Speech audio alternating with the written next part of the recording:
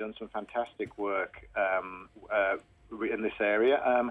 They are targeting, maybe it's not targeting your demographics so much because they're more targeting those premium at-risk drivers, which is the male 16 to 19-year-olds. But one of their recent campaigns you might have seen is the Hello campaign, which is when the passenger puts their hand over the phone to stop the driver picking it up when it goes off. And they've just got a brand new campaign called the Phony campaign, which is Phoney, which is a bit of a play on mobile phone cases, but it's worth looking up if you have the chance. But so NZTA is doing its bit, but I think the drink driving campaigns generally do the shock and awe tactics, and they just don't work. Shock and awe tactics have been proven not to work, especially with the most at-risk drivers, and it's much better that we talk about things that will be spread by social media, that we spread it by trying to make it unacceptable for people to do so, like smoking is in a restaurant now, or smoking in the car with other people. You wouldn't dream about it. So we've got to get people trying to attach social stigma to this, so that perhaps we can change the attitude. Because at the moment, people know it's wrong, so their attitude is right, but they still do it anyway. So there's a disconnect between the attitude and the behaviour. Roger, thank you. Rod, could I ask one question? What's stopping people from the hands-free sets? Are they too costly for this group? No, I don't believe they are at all, but even hands-free, I still believe we shouldn't be using hands-free at all. Hands-free is better than not hands-free, for sure. But hands-free, you're still mind's drifting, you're talking, you're thinking about what the other person's saying, you're not concentrating on the task at hand, which is protecting you, your passengers and other road users. How do you get away from the problem of people using their phones as their mapping device, now that increasingly with Google Maps and the likes? Different. I think you can pull over safely, plug in your destination and then put the phone into an appropriate holder and follow the directions. I mean, I think that's slightly different. You're not interacting with the device.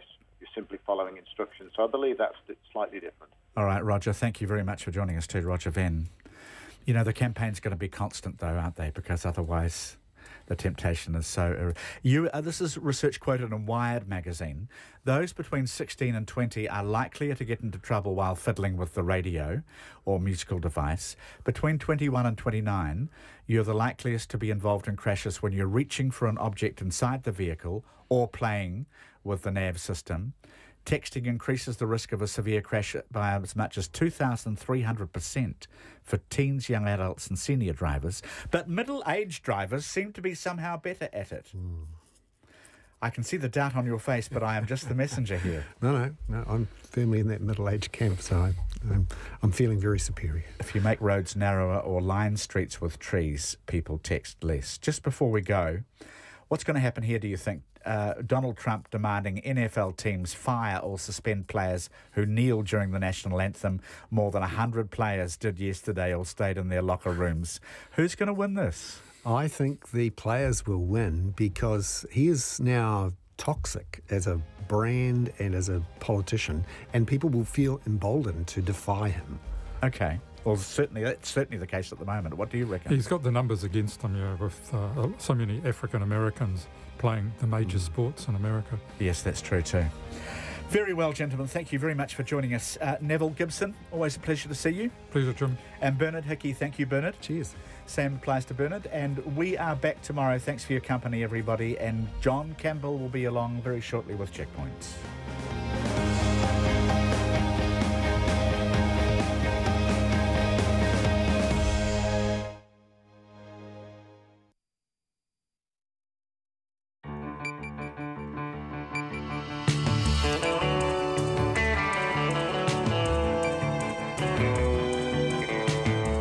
Kia ora everyone. Tonight on Checkpoint, as the coalition talks begin, or kind of begin, former Prime Minister Jim Bolger talks about how he did a deal with Winston Peters and what Bill English has to do. Less keen to offer advice to Jacinda Ardern.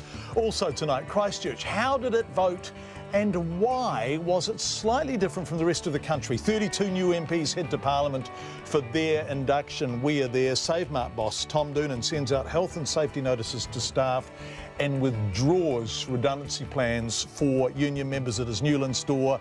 Germany's political landscape redrawn in quite a striking way. We are there tonight. Also, the latest on Donald Trump and his tiff around the anthems and much more. Stay with us.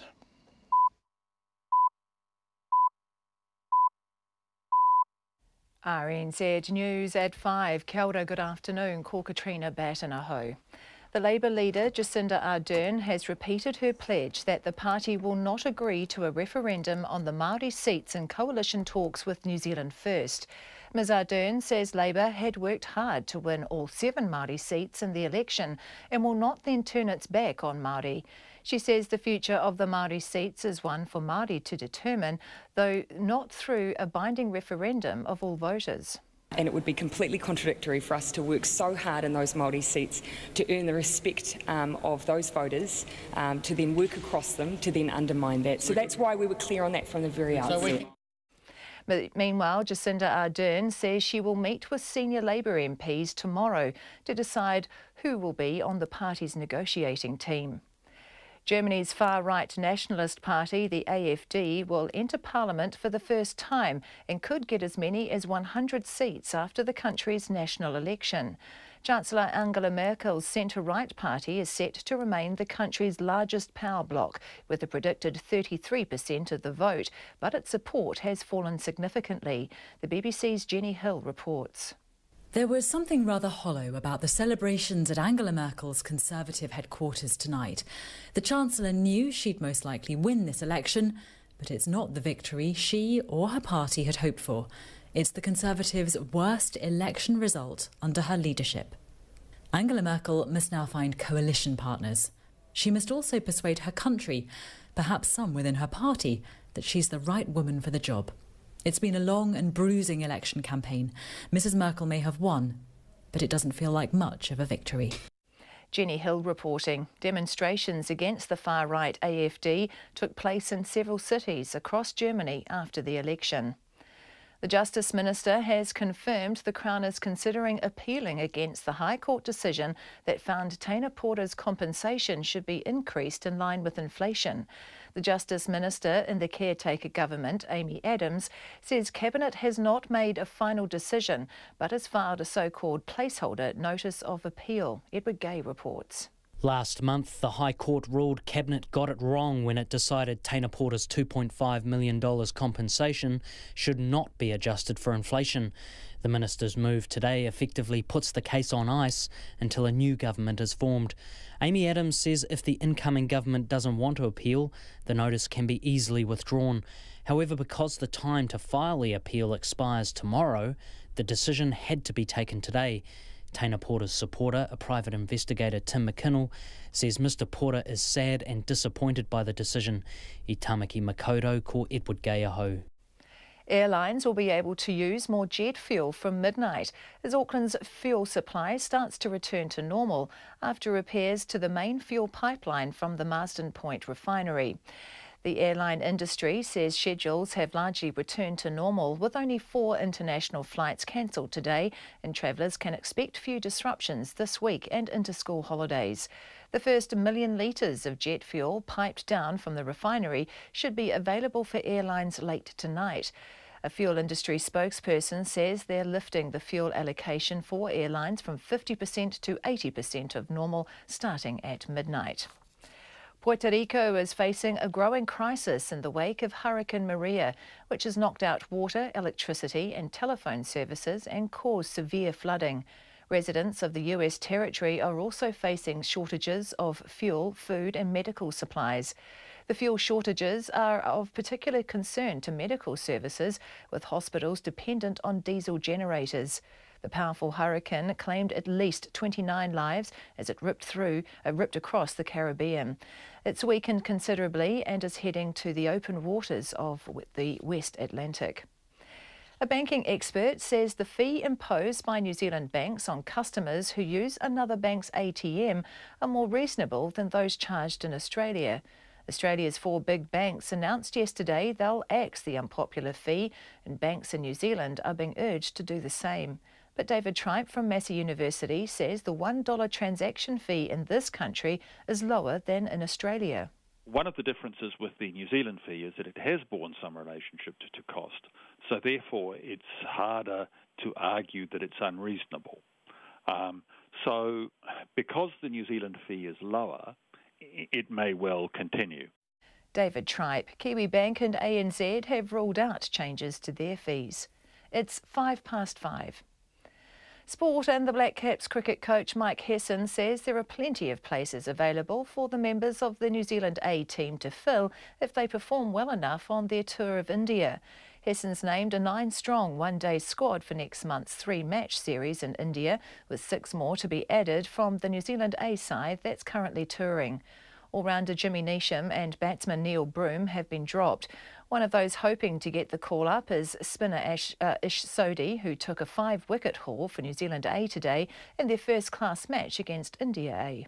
You've got to enjoy them when they come. You sort of reflect and you look at the good things and you look at the things you can improve on for the second innings and the second 4-day, and then go into the one-days with a bit of confidence on the back of some wickets.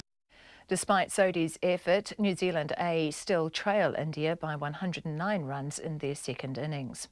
American golfer Justin Thomas has claimed the $13.6 million FedEx Cup prize check after finishing second at the season-ending Tour Championship in Atlanta. Compatriot Xander Schauffele won the tournament. Meanwhile, the players are starting to arrive for the New Zealand Women's Open in Auckland this week. Hometown favourite Lydia Ko will host the tournament, which will be an LPGA Tour sanctioned event for the first time. After a tumultuous year, which has seen Ko fall from world number 1 to 8, she says playing an LPGA tournament in Auckland is a dream come true. Just to see the home crowds here is great, and even when we played in Christchurch, the support and the fans were amazing. So hopefully we'll be able to get good crowds again next week. Lydia Ko, that's the news.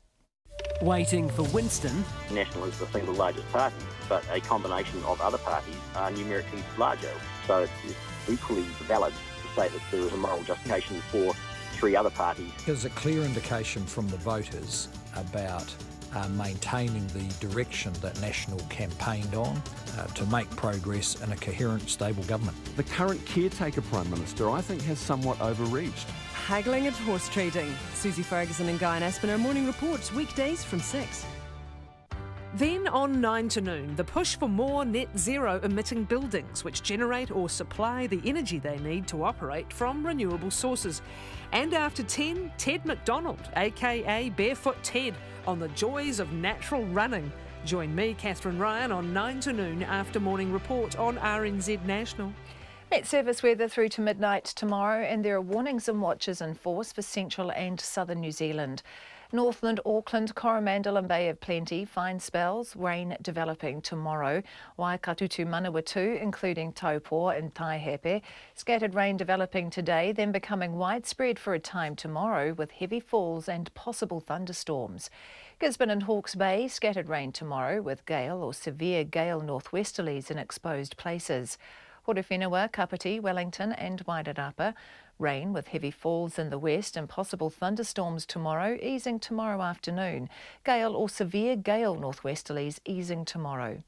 Nelson and Marlborough, rain, sometimes heavy, clearing tomorrow afternoon, and severe gale northwesterlies in exposed places easing. Buller, Westland and Fiordland, rain or showers, heavy and thundery at times, gradually easing tomorrow. Canterbury, Otago and Southland, mainly fine, but showers in the west and near the south coast. Showers becoming widespread tomorrow with possible thunderstorms. And for the Chatham Islands, rain tomorrow.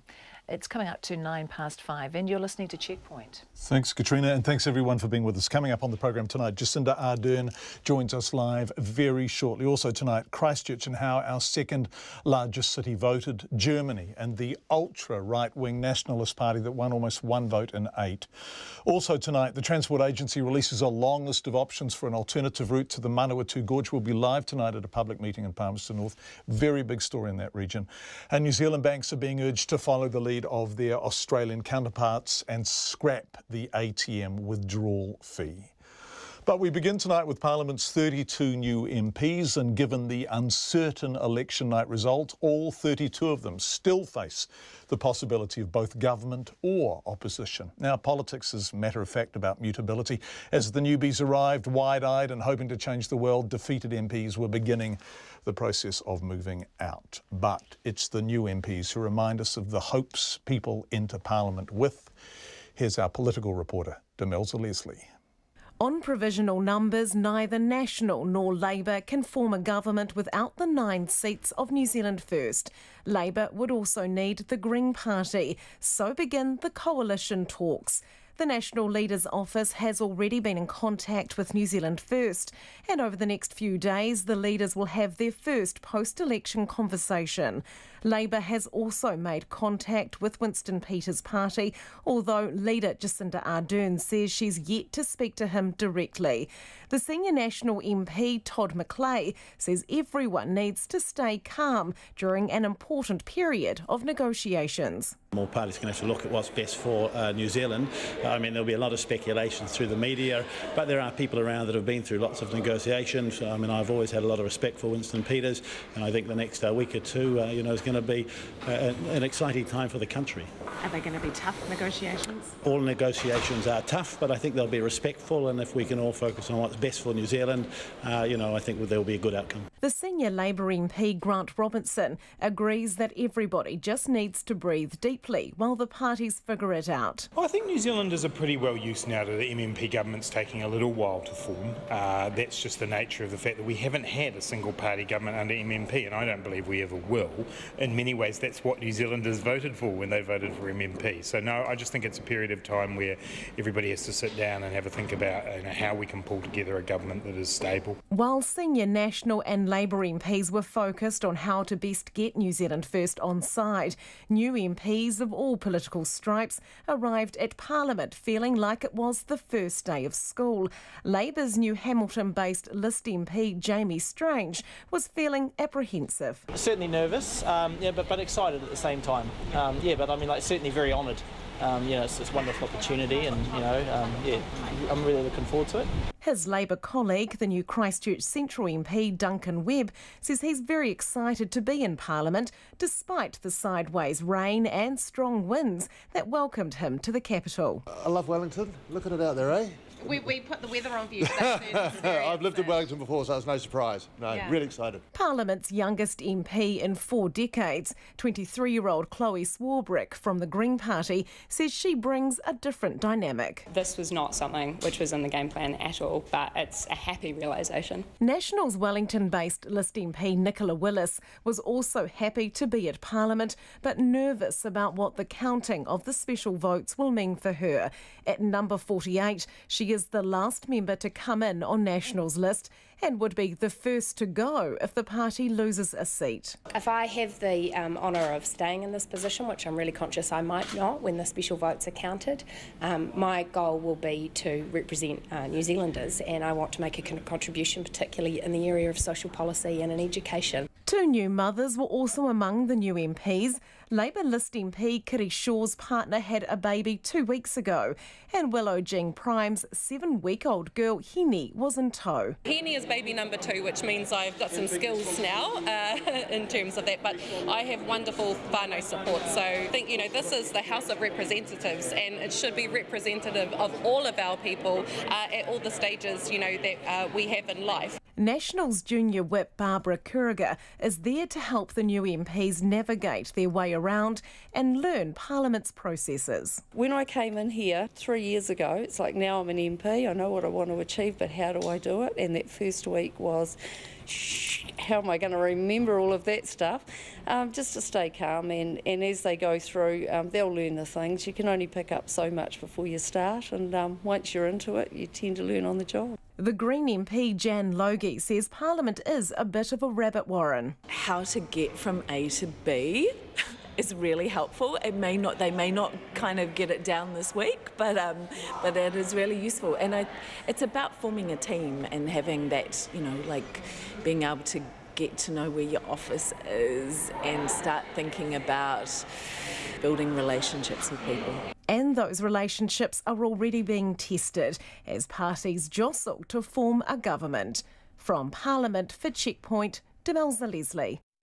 Labour leader Jacinda Ardern has also been at Parliament today. She says she will meet with senior Labour MPs tomorrow to decide who will be on the party's negotiating team. Later in the program, we'll talk to Jim Bolger, who's got some advice, less advice for Jacinda Ardern, it has to be said, than he has for Bill English. Ms Ardern, are you there on the phone now, joining us live from Welly?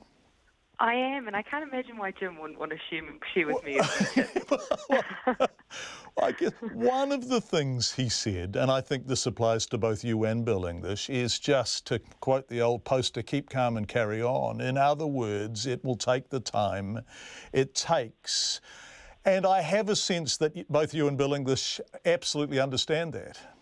Yeah, absolutely. You want to balance the need for us to resolve this political situation as promptly as we can, but also at the same time make sure we deal with it with the care and responsibility that we should for the magnitude of the decision. And so I think probably both of us are mindful of that. We're probably both also mindful that we are operating in an environment where the final vote hasn't come in, 380,000 plus votes.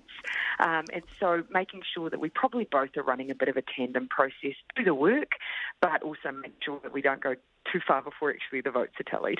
I just want to refer briefly back to Demels's piece. 32 new MPs, 17 of them were Labour MPs. You arrived in 2008, recently enough to remember the kind of wonder that you first entered Parliament with. What was it like to see those newbies arrive today?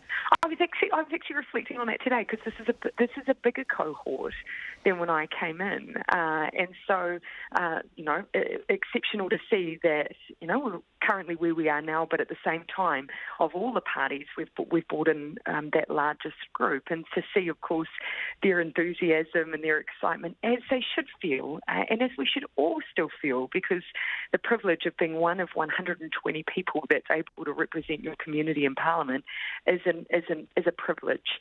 So I really drew from that. We had a session with them today, and it was fantastic to feel that enthusiasm and that excitement from them all at making it here. 7 Māori electorates, and I want to talk about those in a sec, but of course it all becomes much more meaningful to be an MP in government rather than in opposition. And that brings us back to our starting point, and that is, how do you win the coalition partners you need? Now, obviously you have the Greens. How do you win Winston Peters? Who are you looking at for your negotiating team? And will you refer back to the expertise of people who've worked with him before? Helen Clark, Michael Cullen, those sorts of people?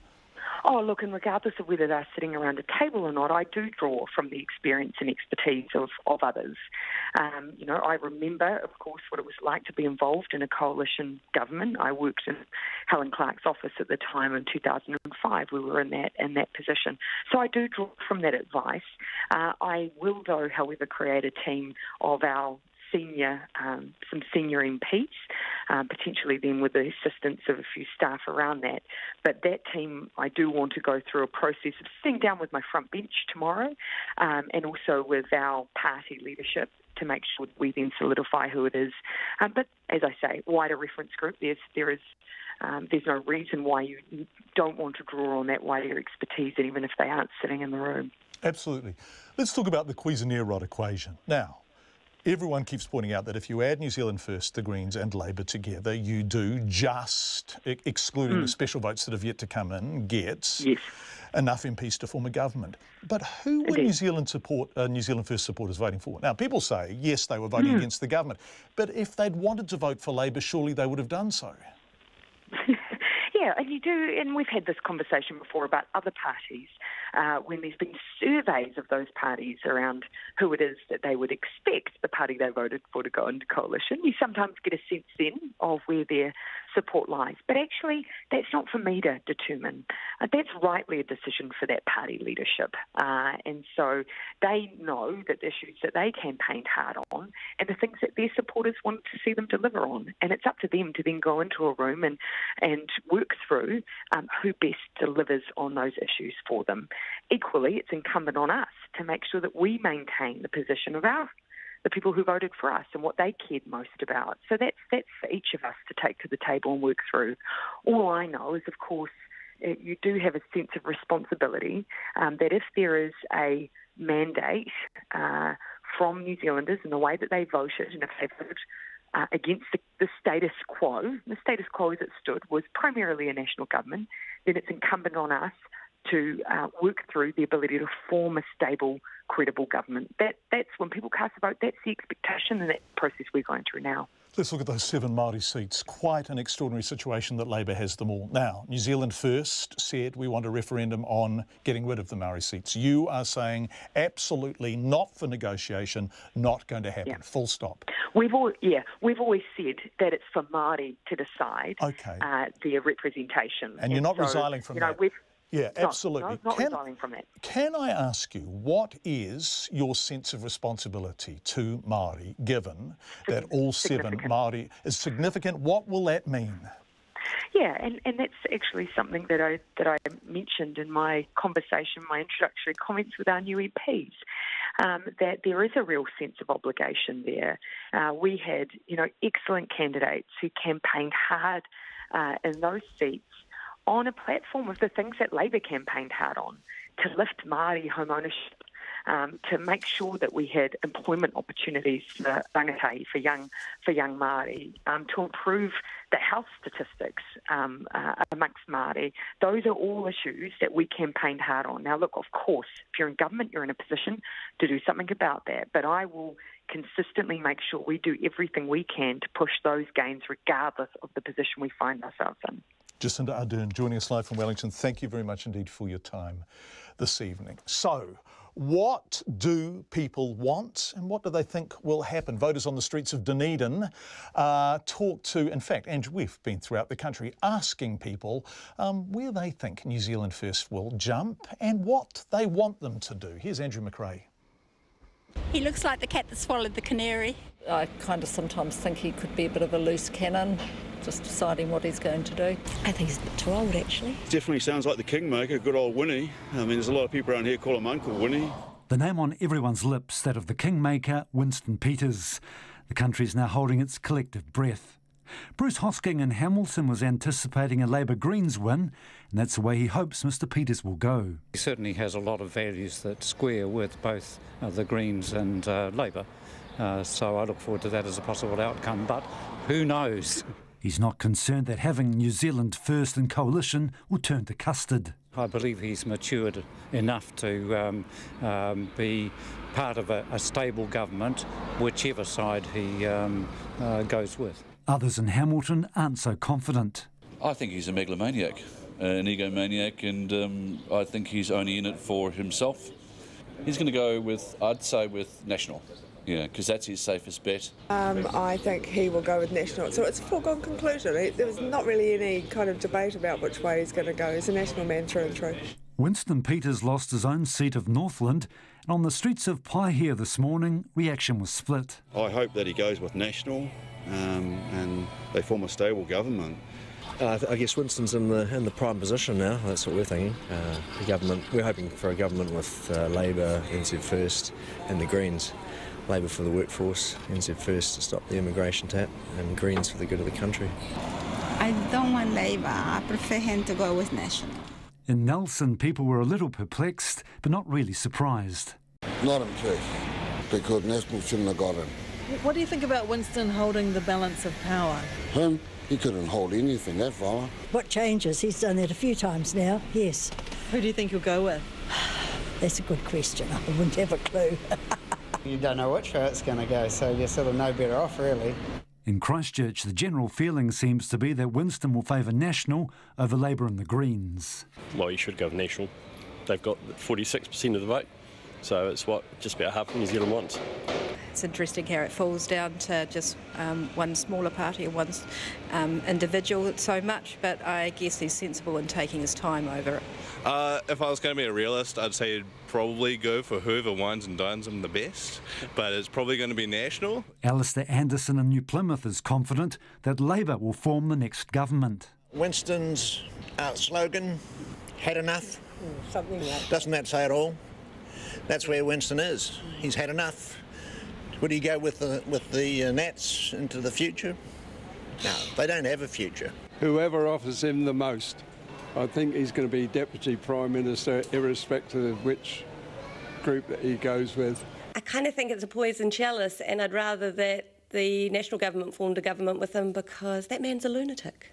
You climb into bed with Bill English and you're dead in the water, mate. That'll be the end of your political career. Full stop, right there. Well, I hope he goes probably National. In Dunedin, reactions were also mixed. Well, I think he's more aligned to National. We're screwed for another political term. Obviously, New Zealand First, Labour Greens. It's possible because their policies align more with Labour's than Nationals. I think he'll go National. He'll play the I'm not going to go them. Yep, he's the prettiest girl at the dance, and he'll make sure everyone wants to come and have a dance with him, and he'll make sure that he goes home with the right person. Voters on the streets of Dunedin ending that report from Andrew McRae and ending our politics for the time being, although coming up we will look at how Christchurch voted and why. Also coming up on the programme, thousands flee their homes in Bali under threat of a volcanic eruption, but they've got nowhere really to go. SaveMart backtracks on plans to make 10 union workers at its Newlands store redundant.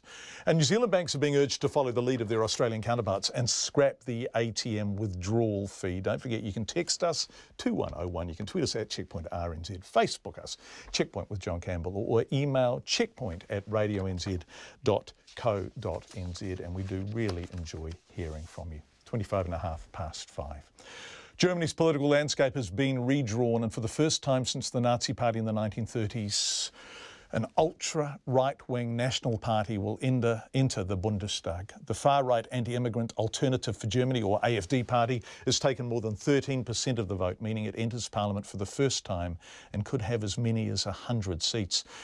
The Chancellor, Angela Merkel, and her centre-right Christian Democrats still have the biggest numbers with about 33% of the vote, but despite that, support for her fell dramatically and her party posted its worst result in her 12 years of government.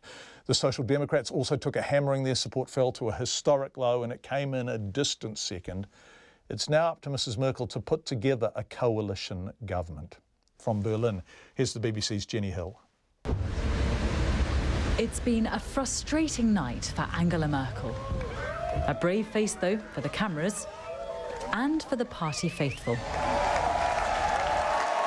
Mrs Merkel's won the election for them, but it's not the victory they'd hoped for. Support for her Conservatives is lower than it's ever been under her leadership. A verdict, perhaps, on her decision to open Germany's doors to 1 million refugees. Let's not beat about the bush. Of course we'd hoped for a better result, but let's not forget we've just had a very challenging 4 years. That's why I'm happy to say we achieved the strategic goal of our campaign. We are the strongest party. Mrs Merkel casts herself as a symbol of stability, security in a shifting world. For many, a vote for Angela Merkel is a vote for the status quo. Her campaign has focused on her familiarity, her experience, and yet, it seems, that alone is no longer enough. Because this is today's real success story. Anti-Islam, anti-immigrant, anti-Euro. AfD, the far right, is now part of the German establishment. Wir werden sie jagen. We will hunt them down. We'll hunt Mrs Merkel down. And we'll take back our country and our people. It's a profound shift in post-war German politics. Today, running together in Berlin. But in the heart of this country, there's division, discontent. It's the NSDAP, wie bei Adolf Hitler. They are like the Nazis under Hitler. I was born in '39. I'm a war child. I grew up in the ruins. And now we get this again. They are criminals. It's difficult. There aren't many alternatives to Angela Merkel. Alternativen gibt zu Angela Merkel. Es ist sehr wenig. She doesn't do much on her own initiative. She reacts a lot to what others do, and that's a kind of stagnation. Angela Merkel must now find coalition partners, win back voters, persuade her country, perhaps some in her party, she's the right woman for the job. Exhausted, bruised, the end of a long campaign. Mrs Merkel's Conservatives may be the winners, but it doesn't feel much like victory. The BBC's Jenny Hill with that report. In the wake of the election, anti-AfD demonstrations have been taking place in several cities across Germany. More than 40,000 people have fled their homes in Bali as authorities warn a volcanic eruption is imminent, potentially a disastrously large one. The area around Mount Agung has seen hundreds of tremors and signs of magma rising to the surface. The alert level is at 4, the highest on the scale. One of the people helping is Indonesian Red Cross volunteer, Australian Michelle Barrett. I spoke to her earlier this afternoon and asked her where exactly she is. I'm at a place called Malasti Beach, and I'm gazing up at the volcano as we speak. So I'm about 16 kilometres from the volcano right now. And you can see it? What sort of activity is there? It's covered in cloud at the moment, so I can't really see if there's smoke coming out of the top, but there has been in the last couple of days.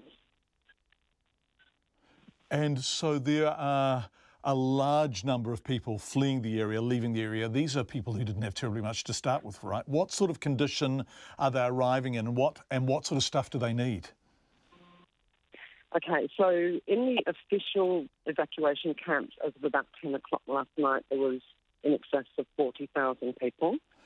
And do you have enough food and water to care for all these people? No. No, and road access will be cut off at some stage, which means no supplies can come in except by fishing boat from other villages. But the problem is the villages where the unofficial evacuees have fled to are getting depleted of stocks for themselves, let alone to support these additional people. So we have a huge need for things like water, rice, noodles, sugar, coffee, shampoo, conditioner, soap, mosquito repellent, women's sanitary needs, not tampons, only pads are used here, nappies, baby formula, medication, Panadol, things for fever, children's Panadol, prenatal vitamins. We have pregnant people here. We've got one gentleman we evacuated who's 100 years old. We need bedding, like mattresses, pillows, clothing, new underwear. People have fled with next to nothing. And you have tens of thousands of people. You are potentially going to be cut off in terms of road access. And so is this becoming a crisis fast? Correct. Yes, we're in pre-disaster mode. We have had in excess of 1,000 tremors within the volcano in the last 24 hours. The magma level is rising. Apparently it's between 1 and 2 kilometres from the summit. It's usually 200 kilometres from the summit. Wow. So it's not a matter of if this volcano is going to blow, it's when.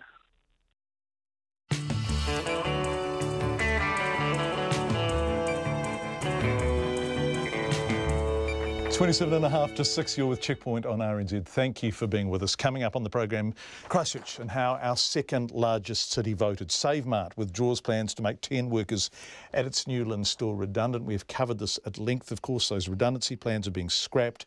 And the Transport Agency releases a long list of options for an alternative route to the Manawatu Gorge. We'll be live at a public meeting in Palmerston North, plus Nona on the Fonterra figures. But before all of that, Katrina Batten with the headlines. The Labour leader, Jacinda Ardern, has repeated her pledge that the party will not agree to a referendum on the Māori seats in coalition talks with New Zealand First. Ms Ardern says Labour will not turn its back on Māori. Ms Ardern has told Checkpoint she'll soon be sitting down with her front bench to solidify the team that will be talking to New Zealand First. She says both New Zealand First and Labour will be mindful of the people that voted for them when trying to form a credible and stable government. The Justice Minister has confirmed the Crown may appeal against the High Court decision that found Taina Porter's $2.5 million compensation should be increased in line with inflation. The Justice Minister in the caretaker government, Amy Adams, says Cabinet has not made a final decision but has filed a so-called placeholder notice of appeal. Airlines will be able to use more jet fuel from midnight as Auckland's fuel supply starts to return to normal after repairs to the main fuel pipeline from the Marsden Point refinery. The airline industry says schedules have largely returned to normal and travellers can expect few disruptions this week and into school holidays. The first 1 million litres of jet fuel piped down from the refinery should be available for airlines late tonight, lifting the fuel allocation for airlines from 50% to 80% of normal. Germany's far-right nationalist party, the AfD, will enter parliament for the first time and could get as many as 100 seats after the country's national election. Angela Merkel is on course for a fourth term as German Chancellor, but her party posted its worst result in her 12 years in government. The Trump administration has expanded its controversial travel ban to stop entry of citizens from North Korea to the US. The sweeping new ban also slaps restrictions on Iran, Chad, Libya, Syria, Venezuela, Yemen and Somalia. The new restrictions result from a review after the President Donald Trump's original travel bans were challenged in court. Those are the headlines. I'm back with more news, sport and weather at 6 o'clock. Thank you very much indeed, Katrina. A couple of business stories coming up. New Zealand banks being urged to follow the lead of their Australian counterparts, Nona, and scrap ATM fees, and also SaveMart has called those redundancies off. But before all of that, Nona and I were talking in high volume terms about the Fonterra results. Yes, indeed. And Taya Spearing's $160,000 a week package. Well, you know. No, let's just move. Should we just move? Well, I'll tell you what. I mean, John Wilson, who's the chair, he brought it up. You know, he volunteered a 4-minute explanation of why Taya Spearings was entitled to that very large pay packet of somewhat 8.3 million. Yeah. Yeah, and the year before he made about 4.6. So I think there had been a bit of a dip there because he didn't perform as well last year. Right. You know, didn't predict the Farmgate milk price well enough, I suppose. Right. So tell us about the numbers. Tell us about Fonterra numbers. What have we learnt today? Well, their profit fell 11%. To $745 million. Their revenue was up to $19 billion. It's a lot of money that they made in sales. So what they've been doing, their profit is down because the Farmgate milk price is up. So they pay more for ingredients, and then that cuts their profit margin. What they've been doing is trying to counter that by improving the kinds of products they sell, the higher value products like extra stretchy cheese and high value sport supplements, that kind of stuff. And that's doing very well for them. The sweet spot for Fonterra is somewhere between $5 and $7 for the Farmgate milk price. Yep. We're looking at a forecast that's going to take them above that, probably at the top end of that $6.52 plus. No, sorry, $6.52 was last year, and the new season that's coming up, $6.75 plus a payout of 45 to 55 cents a share for the farmers who are shareholders on Fonterra. So this is difficult for Fonterra because it's hard for them to turn a profit when, I mean, it's not that they don't make a profit, it's just that the same amount of profit. Yeah. It's hard to get growth. Where in the years when the farmers are doing poorly, Fonterra's profit goes through the roof because, of course, the ingredients cost a cost. And the farmers are shareholders, right? Yeah, so that is a slight silver lining. It is. It sort of cushions the farmers from the bad times, but nevertheless, I mean, we all know they went through 2 terrible years. There's no going back on that. So the fact that farmers are getting more money, I mean, we got to say rejoice in that. You know, it's good for farmers. It's good for the economy. It's less good for Fonterra, but they still made $745 million. It's still a lot of money. It's a lot of money. It is a lot of money. And but of course, you know, those higher cost ingredients have been flowing through to butter prices. Yeah, you did a story about butter recently, didn't you? Unbelievable. Yeah, and you know what? Taya was saying that there's even shortages now, and they're having a hard time sourcing supply from anywhere in the world. So, you know, until we get a pickup in spring production, you're going to keep paying a lot of money for butter. Someone suggested we should be buying it, hoarding butter, putting it in the freezer. I'm not doing that myself, but you never know. If you were a baker, you might want to think about that. Thank you, Nona. I can see lots of papers here, but that's it. We've covered Fonterra, haven't we? That's it. There's the other things that are happening in the world, John. There's a lot of other stuff going on. So tell us about the markets. Okay, so we have had some impact here from the uncertainty over the outcome of the election. Not that that's a surprise with proportional representation, but nevertheless, the dollar opened up a little bit this morning at 73.74 US cents, but it fell pretty quickly after that. It's down a cent from where it started the day, 72.6 US cents. Now, that's not just because of uncertainty in our local election, but also, as we heard Germany. earlier, the German election. That has had an impact on the euro because there's some issues there with the ultra-right party disliking the euro, and that sort of sent the euro a little lower, not just because of that, but because of some of the other statements that the European Central Bank has made recently. That drove up the value of the US dollar. That also had an impact on the local currency. So it's more complicated than we think. It's not all the election. So what were we against the Australian? We fell 91.2 Australian, 53.7 pence. Now, but on the bright side, our top 50 index, it rose 0.7%. That's a gain of 55 points to 7,870, which is just 20 off the record high.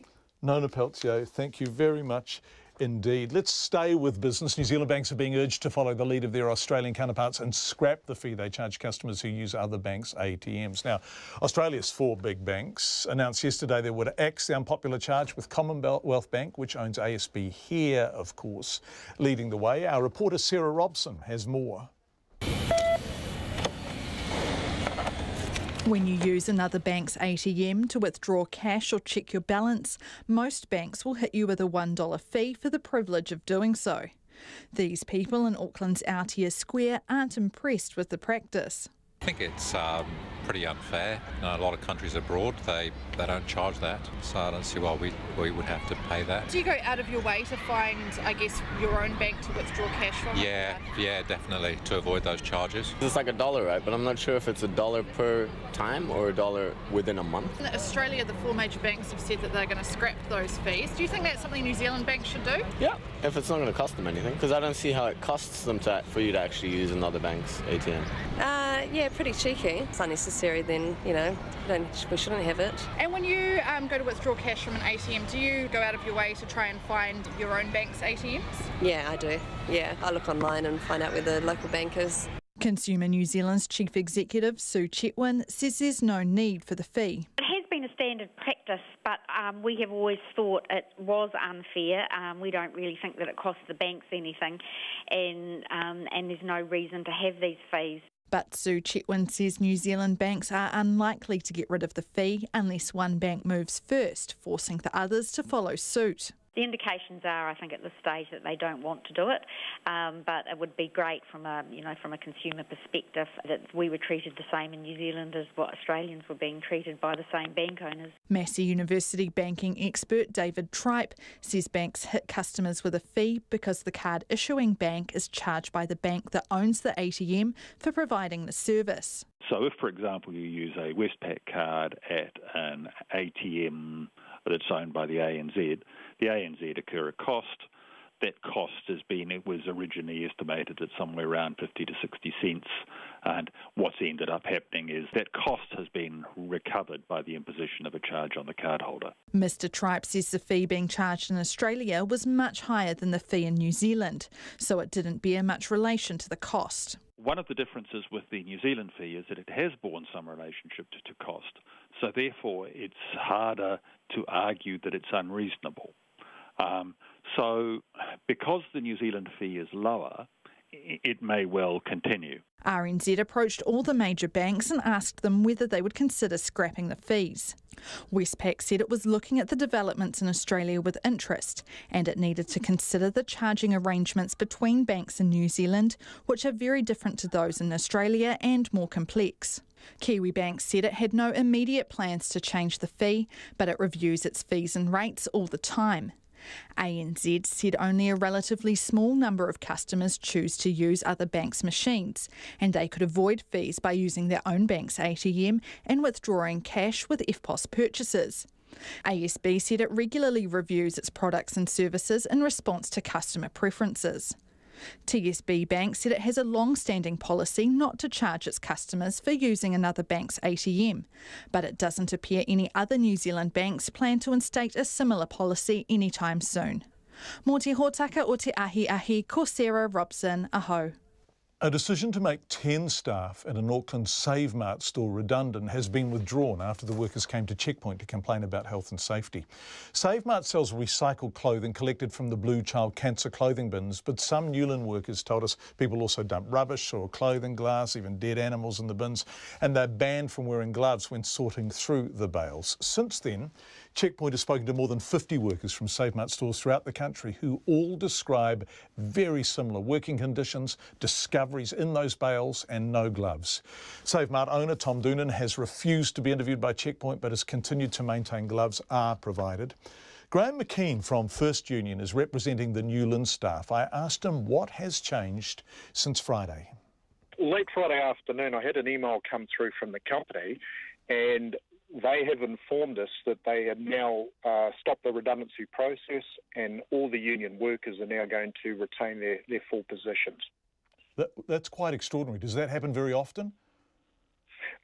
Not to my knowledge. I have never, ever been in a situation where a redundancy has been announced, a whole set of processes put in place, then all of a sudden, after a series of campaigns, that redundancy has been overturned, because fundamentally it's the position that's made redundant, not the person. So either that position was redundant or it wasn't redundant. In this case, it is now not redundant. Now we all understand employment law says it's the position, but in this case, what seemed to be happening, and can you explicitly confirm this, is that all the people who were, past tense, being made redundant are union members? That's correct. Right, so this was a very particular kind of redundancy. Would appear to me that there's been an approach to remove a specific group of employees from the workplace, and the commonality in that is that they were union members. So you obviously were taking a case against them, and it would have been your expectation of success with that case? Well, unquestionably. Not only would it have been successful, it would have set precedent in court as well. So where does it leave your workers at Save Mart Newland? And can we just talk about the Newland branch? Then I want to widen out. Do they want to stay there? Do they regard this as a victory?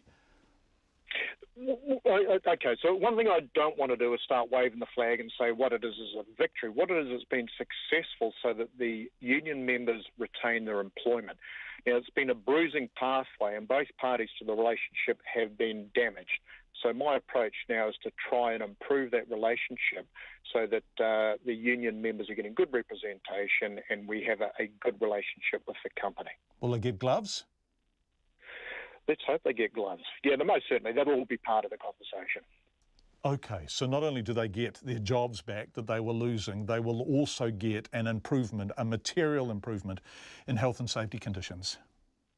It should be right across the board. So health and safety is the paramount point in this particular set of circumstance, but it's also the employment relationship. So we need to work collaboratively and constructively together, and that would be my next approach with the company.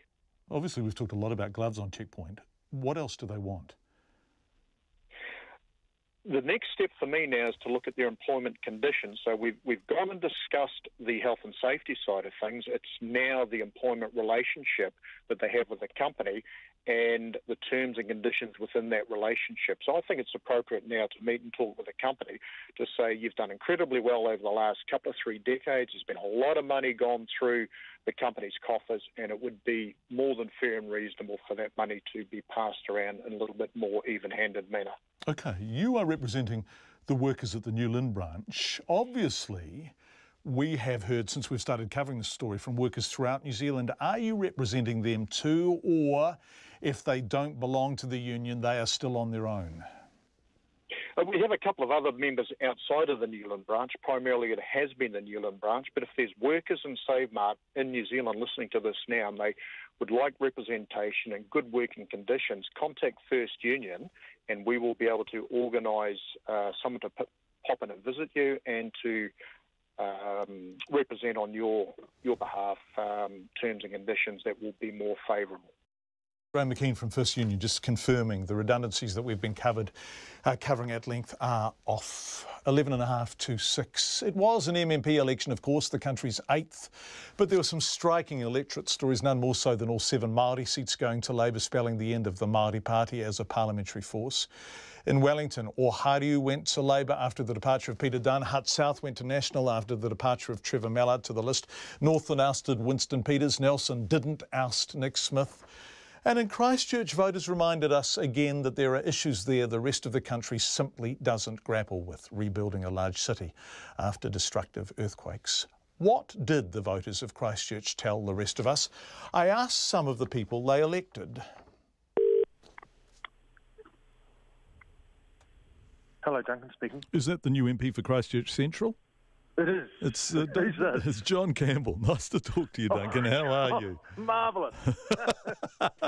And why wouldn't you be? You in Christchurch Central from a Cabinet Minister on Saturday night, and by Monday morning you're in Wellington. I am absolutely over the moon to be here. And, just here, I'm here in Parliament now, and it's just hard to believe that I'm here and I'm going to be part of, the governance of New Zealand. It's just fantastic. Have you met your caucus colleagues? I've met some of them. I just sat down for a sandwich with Chris Farfoi, the whip, and some of the new Labour MPs. It was fantastic. Duncan Webb beat Nikki Wagner for Christchurch Central, but perhaps the wonder was that she'd ever held it at all. Labour first won Central in 1946 and held it 23 times in a row before Nikki Wagner somehow turned red-blue in 2011. It was a Labour seat that went national because there was a bit of dissatisfaction with how we'd done. Nikki Wagner retained it for National in 2014, but on Saturday night her majority was almost exactly reversed. Why? Christchurch desperately needs a kickstart.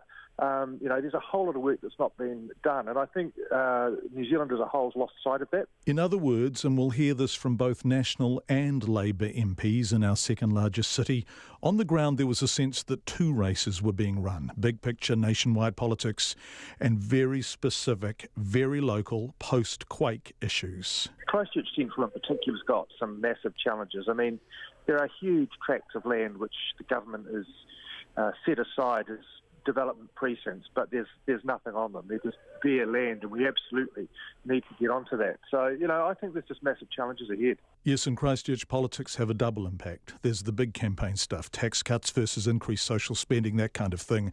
But there's also the realities of life on shaken ground. I mean, unlike any other seat, I guess, in the country, the impacts of the earthquake are still being felt. That's Poto Williams, who's already surpassed her 2014 tally before special votes come in.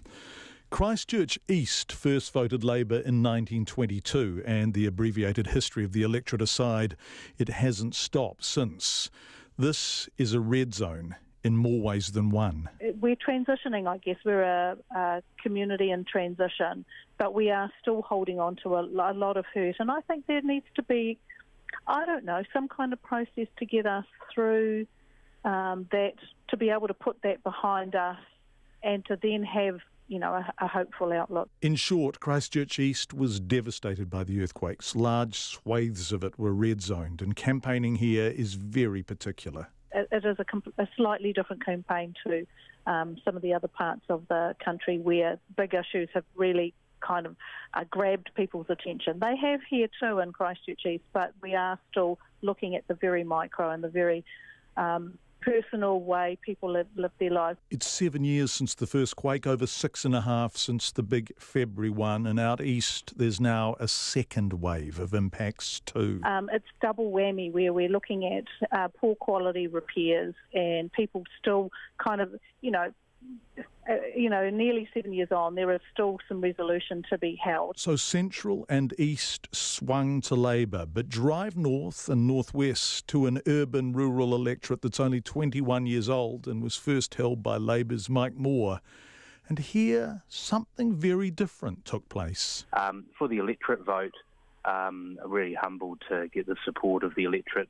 I've gone from 2,500 to just under 10,000, and I've been called today to be told that's the largest increase for an electorate vote across the country. So I'm really thankful for the community for that. That's Matt Ducey, National MP for Waimakariri, returned in no uncertain terms. To understand why, when in town the opposite was happening, consider the electorate itself. Waimakariri is the third fastest growing electorate in the country, and also recently the third biggest district by population in the South Island. We've just taken over from Invercargill, so it goes Christchurch, Dunedin, Waimakariri and now Invercargill. So we've got all the growing pains of growth and predominantly around infrastructure, and I think that's where the government had a very strong message. We've invested heavily into the Waimak. We've got about $400 million worth of new motorways. We've opened a new hospital, and we've got 10 schools alone this year opening new modern learning environments. So it was a good message to sell. And Matt Ducey clearly sold it right. But elsewhere in our second largest city, back in the more urban seats, the swing was towards Labour. Overall, the party vote is closer in Christchurch than it is nationally. Blue and red are almost neck and neck, except, that is, in Ilam. Hello, Raf speaking. Raf Manji, who stood against Jerry Brownlee in an electorate so safely blue that Elvis would struggle to win it for Labour.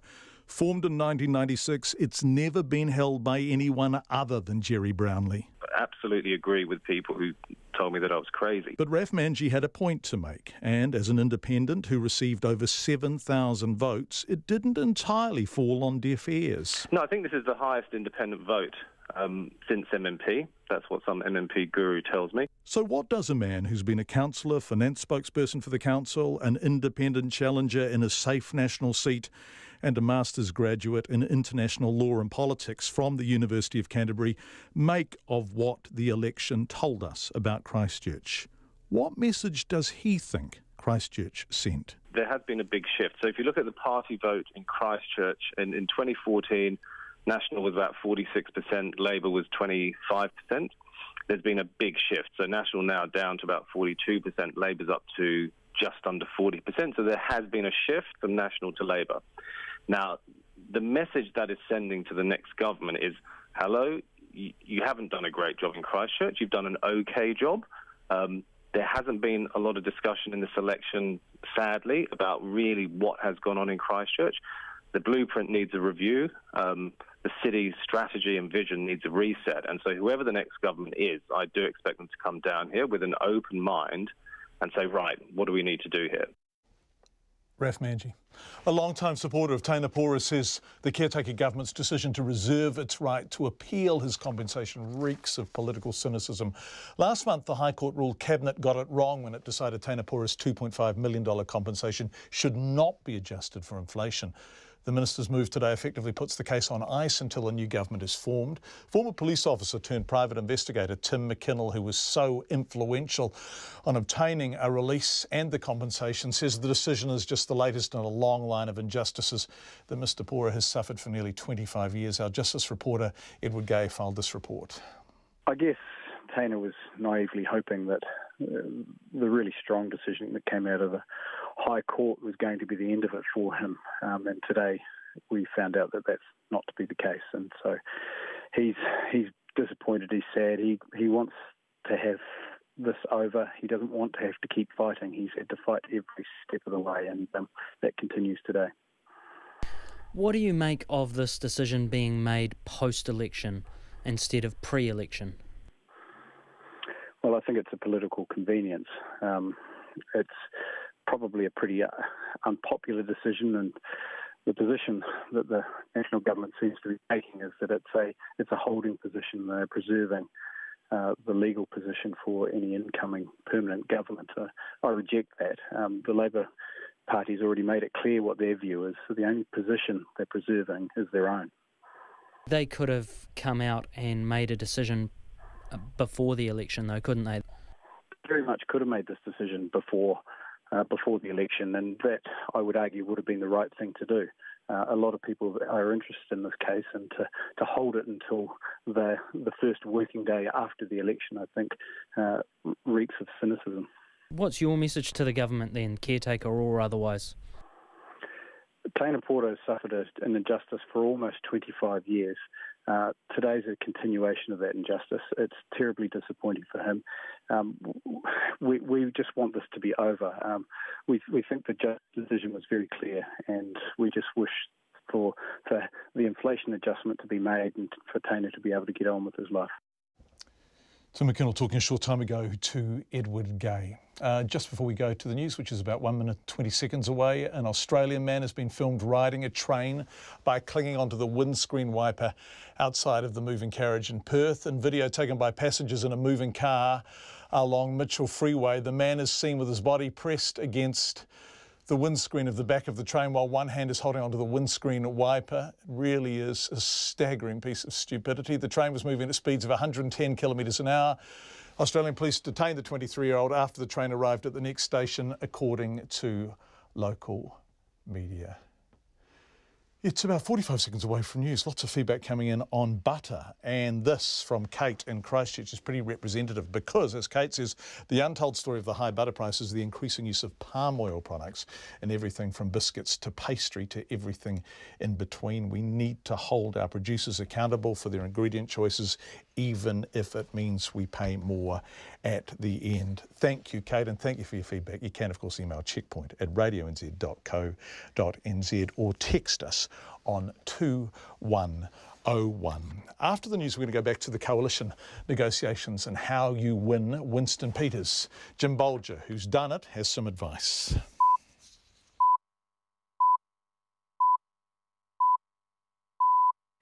RNZ News at 6. Ngā mihi nui. Good evening, ko Katrina Batanaho.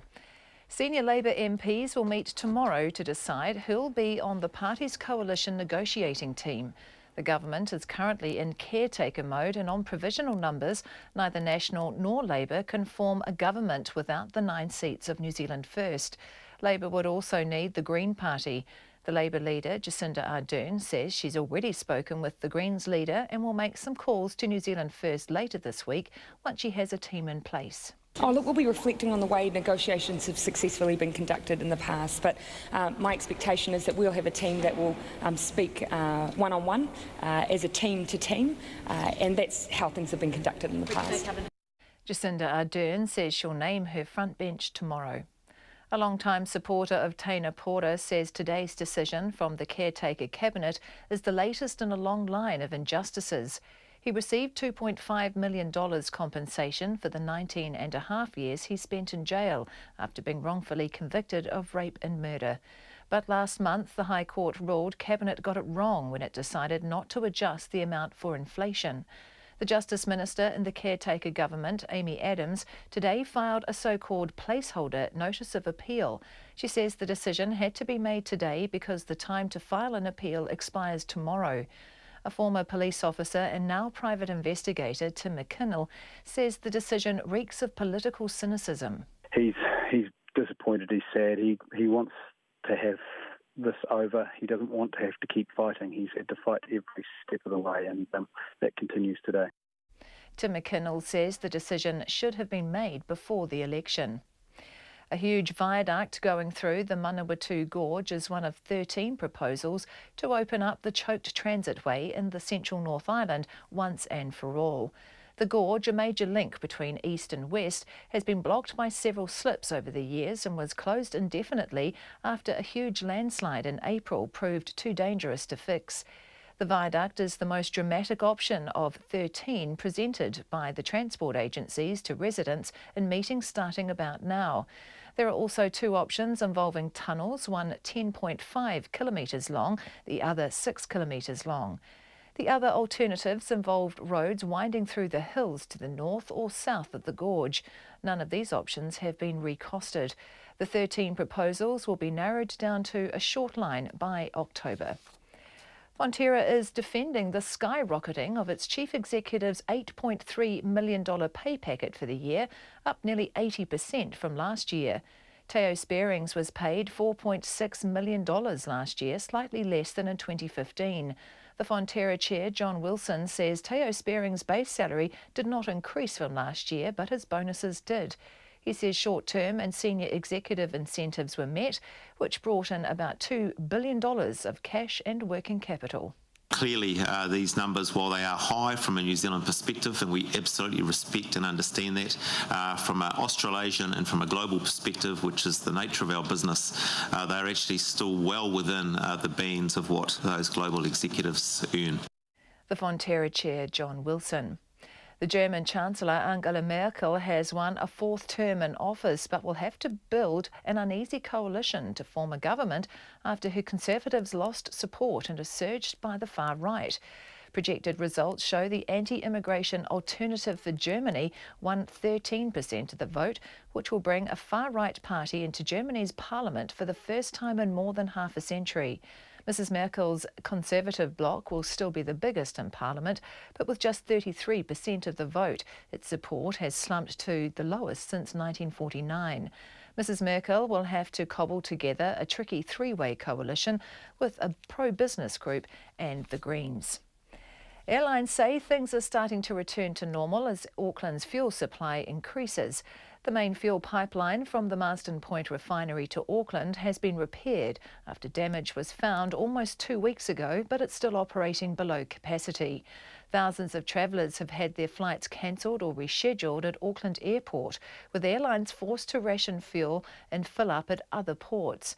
The Executive Director of the Board of Airline Representatives, Justin Umbers, says 98% of today's flights ran as usual. So with the increasing jet fuel supply into Auckland, airline schedules have largely returned to normal.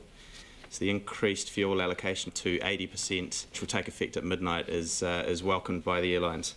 So travellers can expect minimal disruption to their flights this week and continuing into the school holidays next week. Justin Umbers says some flights will still have to stop elsewhere to refuel, and he says it's still too early to evaluate the cost of the fuel shortage.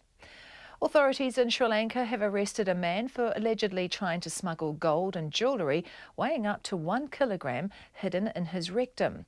Customs officials found 904 grams of gold worth about $50,000 neatly wrapped in plastic inside the suspect's rectal cavity. The 45-year-old Sri Lankan man was bound for India but was stopped at Colombo's International Airport.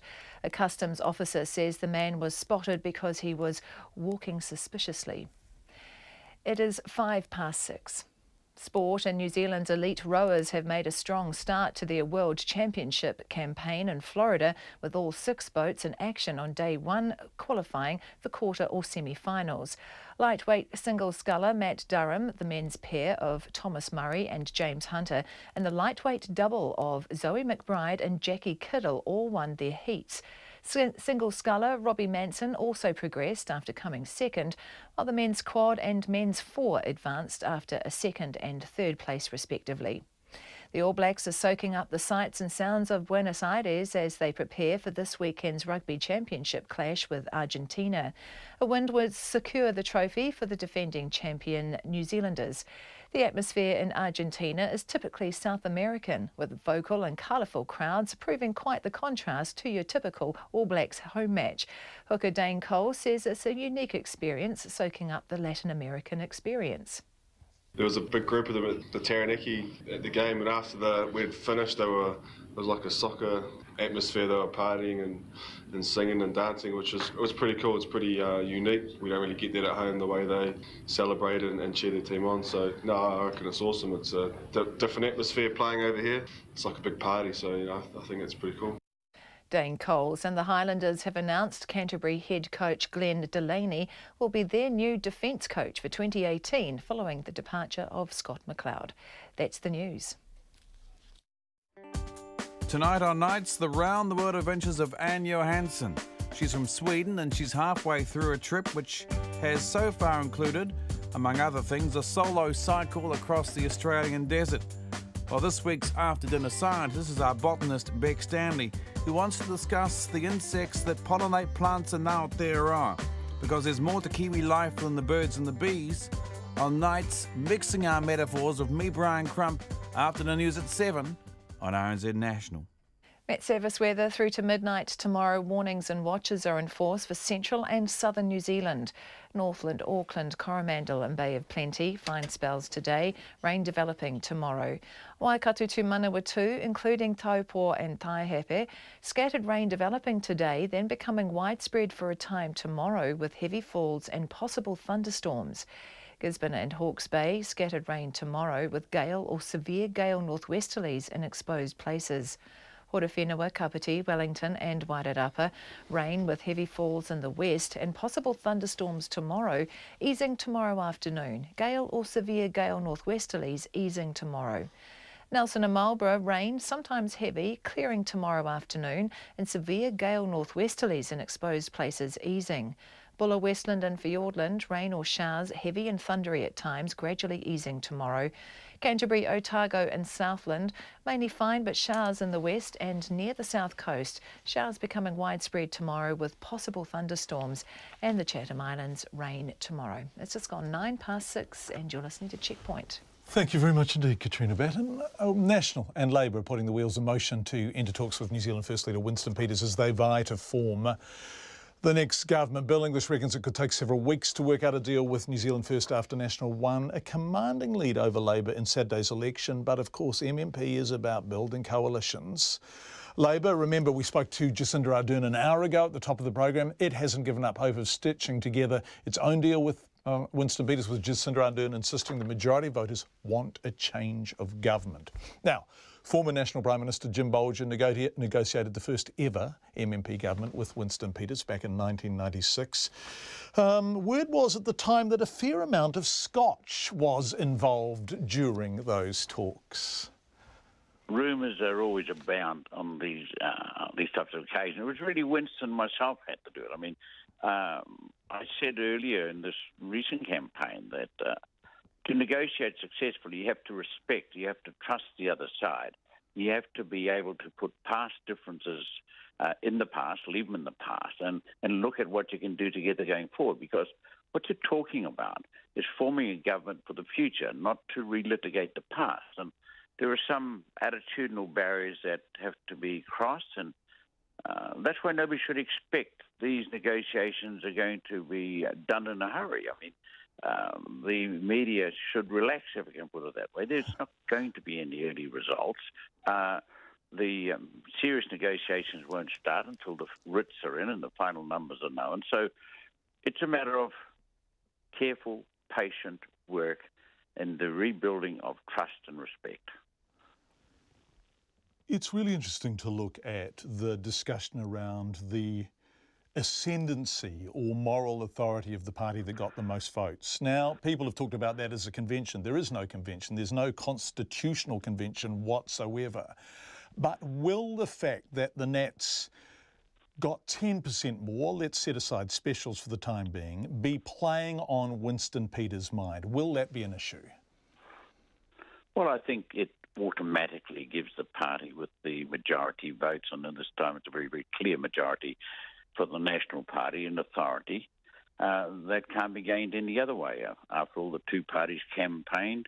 They both wanted that position, and one was successful, and that was the National Party. So I think that is a moral position, moral high ground for the National Party. But it's only the starting point. I mean, what both parties will be doing now is looking at each other's portfolios, looking at all the statements that were made, all the serious statements that were made, seeing where there is a common thread of interest policy-wise, and seeing where there is reasonably stark differences. And that's what we did last time. You just analyse where everybody's at, try and work a way forward, try and see an answer that meets the needs of both sides, as it were. But accept that there's always going to be give and take and compromise. Cannot be otherwise. I mean, that's what negotiations are all about. It's not one side dictating to the other. So it will take some time. What about the areas where there are marked differences? And the most obvious one, of course, that springs to mind immediately is immigration. How do you get around such a profound philosophical and policy difference? I'm not sure it's philosophical in the sense. It's really about the details of what are the right or wrong numbers. And given, first of all, there's no absolute number. There's no perfect number. What I think you saw during the campaign, as Winston moved out into the provinces and the provincial towns and the farmers in the rural communities are actually wanting more migrants in certain areas and certain catchments because there are not enough workers there. And you can wish all you like, but a lot of people in Auckland are not going to go to provincial New Zealand and milk cows, for example. So I think the position that Winston was adopting towards the end of the campaign was far more nuanced than some might have thought at the beginning. What advice would you give to Bill English other than relax and just take your time to get it right? What other advice? Oh, I think Bill has shown in this campaign remarkable skills, and I believe he has more than enough nous without getting advice from me. So I'm not going to advise him. Each leader is going to negotiate slightly differently. We all have slightly different approaches. But I think what Bill English has established in this campaign is that he is a very able, competent, and I'd say shrewd leader. So I'm sure he's up to doing this job. And what about Jacinda Ardern, who is somebody who has been in politics a much shorter time, who has never been in caucus with Winston Peters and probably has spent very little time in his company? What does she need to do? Well, I'm probably the wrong person to be advising Jacinda Ardern. She'll be thinking about how they go forward, but she also has to, of course, negotiate with the Greens. And I know the Greens are saying that automatically they will go with Labour. And that raises, I think, a third point, if you take the totality of it, and I surmise they are now, a day or so after the election, the Greens might be quietly reflecting on whether they, unique in the world as the Green Party, should only link themselves to left-wing politics, whereas the environment is neither left-wing or right-wing, frankly. The environment is the environment. It's Mother Earth we're talking about. And I just wonder whether or not they won't reflect on it with the national government that signed up to the Paris Climate Accord and have set in place the process to reach the goals that were set out there. So I'd imagine in a quiet back room the Greens might be saying, why? Why are we saying we can only go with one party, e.g. the Labour Party? And I'd watch that space if I was you, John. Jim Bolger, former National Party Prime Minister, of course, who negotiated the first MMP coalition with Winston Peters and New Zealand First back in 1996, throwing the cat amongst the pigeons, I thought, at the end there, 6:15. The Transport Agency has just released a long list of options for a long-term resilient, which is the key word here, solution for the Manawatu Gorge route. The Manawatu Gorge Road was closed in April due to slips, and in July works to clean up those slips were stopped because of another slip and dangers of more slips and so on ad infinitum on the slip front. The Transport Agency is hosting a public meeting tonight in Palmerston North on the Gorge. Very important story in this region. Our reporter Jacob McSweeney joins us from the meeting at the Palmerston North Convention Centre. Kia ora, Jacob. What can you tell us about what's happening? Kia ora, John. Well, they've just started about 10-15 minutes ago, and they were going through basically a slideshow with information on all of the options that they are proposing. Now, as you said, there are 13 options. It's quite a lot of information for people here to digest and think about.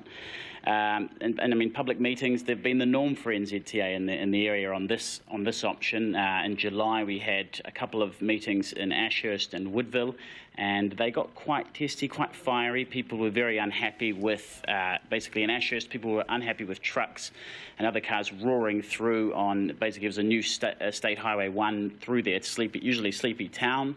And over in Woodville, you had the loss of business. So people were quite unhappy about that, and basically, because people weren't taking the Manawatu Gorge anymore, they were taking back roads around the town and not going through it.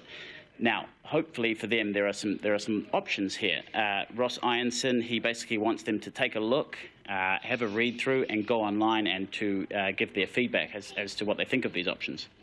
What are the options, Jacob, that you think are worth reflecting on or commenting on? What are you seeing? Right, I won't run you through all 13 of them. Thank you. What is quite good for the people is they can actually go online and there's a satellite map and all the roads are in different colours, and they can basically click on the road that they like, write some comments, or if they dislike, obviously write some comments. So just to run you through a few of them, there's the viaduct option. That would be basically kind of a bridged highway above the river through the gorge. There is just an upgrade and a clean-up of the gorge road itself, and I understand a consortium has been talking to NZTA about lifting the road so that it's a bit safer and building a wall there to stop further slides. There are 2 tunnel options. One of them is a short tunnel. It's about 6 kilometres. There's another tunnel option that's 10 kilometres. And then you've got, what do they call it, the box cut route, which is just south. That's the 5th option, and it's a straight carve-out, and that would be about 6.5k long, that road. Then you've got 4 further southern options, and then you've got 3 northern options, and one of those northern options is the Saddle Road that they're currently using at the moment, and that option is just to upgrade it and make it a bit safer. And you are heading back into the meeting now to see what's going on, Jacob, and I guess you'll be filing on what people are thinking? Yeah, it looks a little bit calmer this time from what I can tell. There are a bit less people than there were at the previous meetings, but I will be going in and having a chat to people afterwards and getting their thoughts on some of these options. Jacob McSweeney live from the meeting in Palmerston North. Thank you so much, Jacob.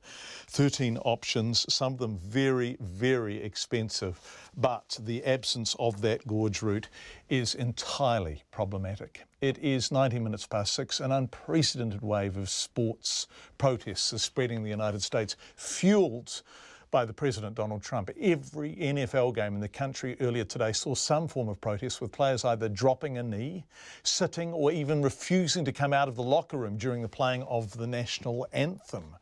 One national anthem performance ended with the person who sung it taking a knee. It began as a protest against racism and police brutality, but has now become a show of solidarity and defiance against Mr. Trump. He insists that players who fail to stand during the national anthem should be fired or suspended. The BBC's John Donnison reports from a special NFL game which was played at London's Wembley Stadium. Oh, say, can you see? You might think only a fool would pick a fight with these guys. But President Trump is not shy of punching above his weight. Today, though, at Wembley, by refusing to stand for the Star-Spangled Banner, dozens of players defied him. It came just days after President Trump had this to say. Wouldn't you love to see one of these NFL owners, when somebody disrespects our flag, to say, get that son of a off the field right now, out, he's fired. He's fired! But in today's later games across the US, the defiance spread. Taking a knee, as it's become known, has been used mainly by African-American players in protest at cases of police brutality towards America's black communities. And it's not just American footballers who are clashing with the president. Steph Curry is one of the world's best basketball players. As part of the NBA championship team, it's tradition that his Golden State Warriors should visit the White House. I don't want to go. That's really it. The things that he said and the things that he hasn't said in the right times, that we won't stand for it. But the president was not best pleased. On social media, he said going to the White House was a great honour, and that Steph Curry's hesitation meant the invitation was withdrawn. Today, as American football came to the UK, the controversy came with it. This morning, President Trump was up at dawn to take to Twitter to urge fans not to turn up at matches if the players continue to disrespect the flag and the country. But here at Wembley, for today's NFL match, the fans have clearly ignored him. It's not criminal. It's their right, and I think it's symbolic of it's very similar to what Martin Luther King did, a peaceful protest of things that are going wrong. Once again, Donald Trump doesn't seem to mind who he upsets.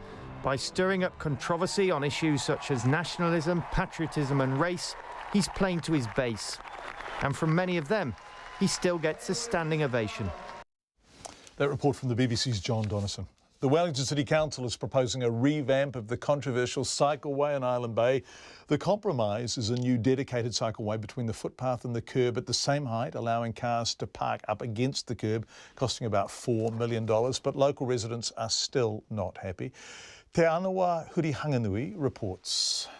The cycleway in Island Bay has long been contentious since it was first proposed in 2011, provoking fierce criticism from residents and prompting a rethink from the council.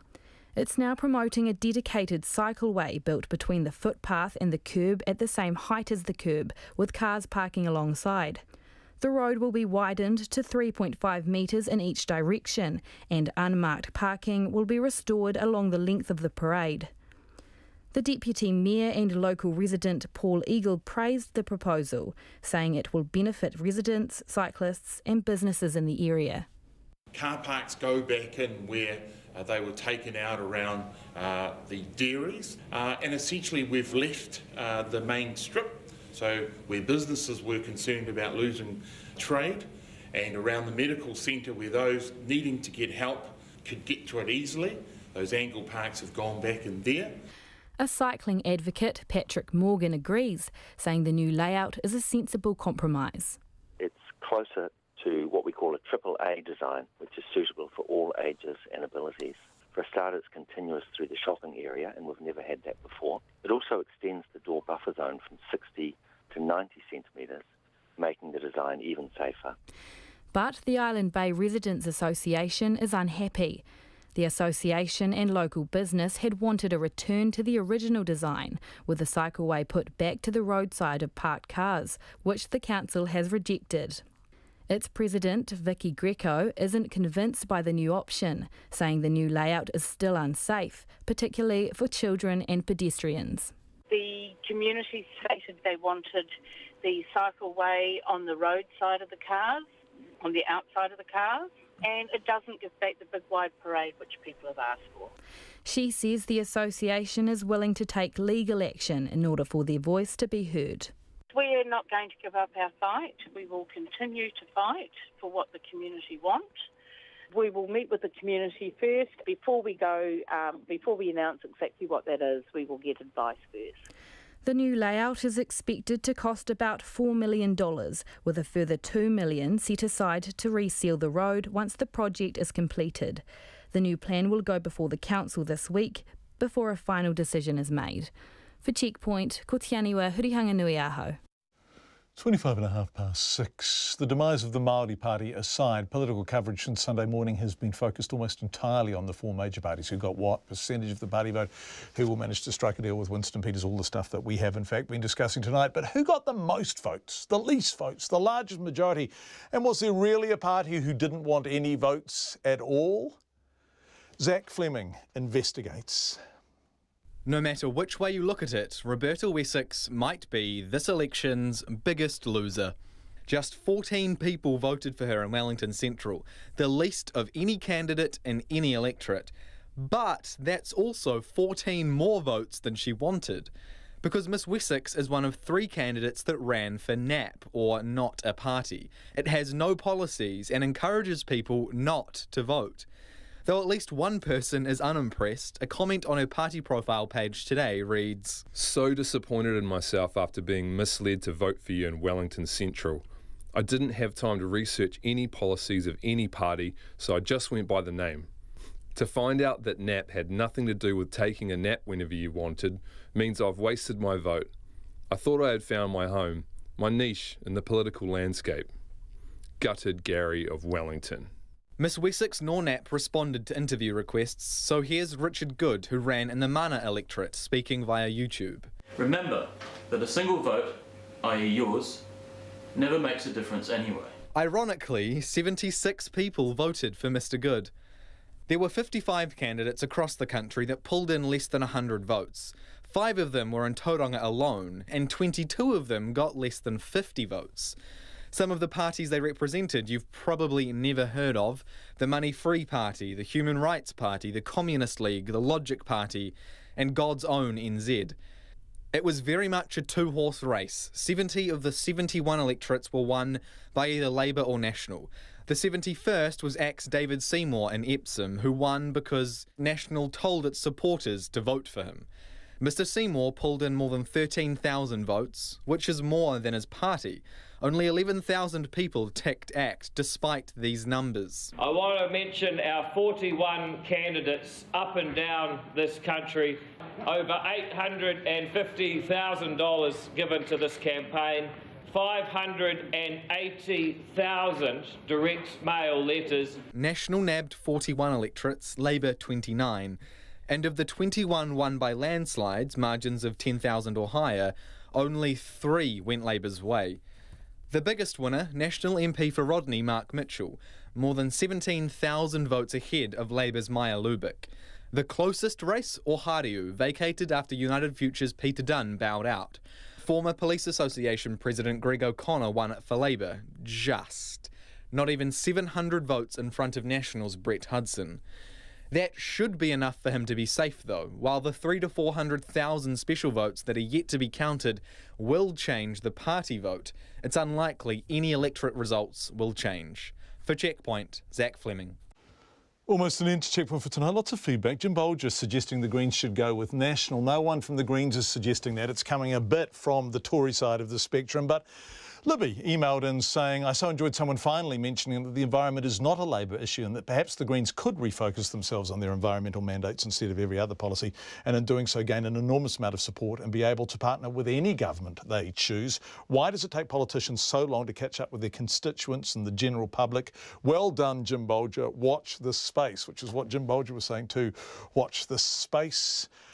Lots of people are emailing in and saying how much they enjoyed our election coverage, and we really appreciate that. Thank you for your lovely feedback. Someone saying about Matt Ducey saying that the reason people voted for National in Waimakariri was because there had been huge infrastructural investment.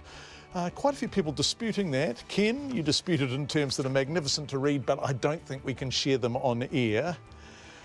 But thank you for your feedback. You can always text us 2101 or email checkpoint@radionz.co.nz. It's lovely to hear from you, and thank you for listening. On behalf of the really excellent Checkpoint team, have a good evening. We'll be back tomorrow at 5.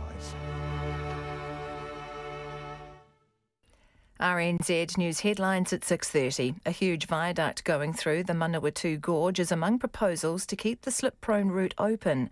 Senior Labour MPs will meet tomorrow to choose their coalition negotiating team to try to make a government with the Greens and New Zealand First. Meanwhile, former Prime Minister Jim Bolger has told Checkpoint the media should relax as there'll be no early result from coalition talks. And a long-time supporter of Taina Porter says the Cabinet decision to consider challenging the amount paid to the wrongly convicted man is just another injustice. Our next news and weather is at 7. 25 years on from her eccentric, confrontational debut, Tori Amos can still be eccentric and confrontational and occasionally spellbinding. I'm Nick Bollinger and I'll be reviewing Tori Amos's Native Invader in The Sampler. Elliot Childs will be discussing the urban narratives of Open Mike Eagle.